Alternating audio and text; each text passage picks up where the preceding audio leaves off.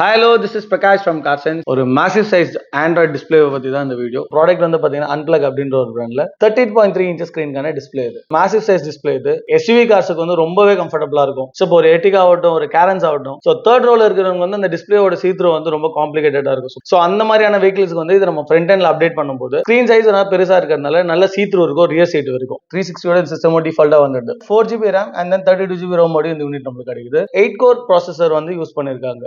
Android auto, CarPlay both ரெண்டுமே wireless audio இந்த யூனிட்ல நமக்கு கிடைக்குது. கொரில்லா கிளாஸ் டிஸ்பிளே வந்து இதுல யூஸ் பண்ணிருக்காங்க. 3 வோல்ட் ப்ரீ அவுட்டோட இந்த யூனிட் நமக்கு கிடைக்குது. DSP வந்து கொஞ்சம் நல்லா கொடுத்திருக்காங்க. ஆக்சஸ் கண்ட்ரோலுமே ரொம்ப ஈஸியாவும் இருக்கும்.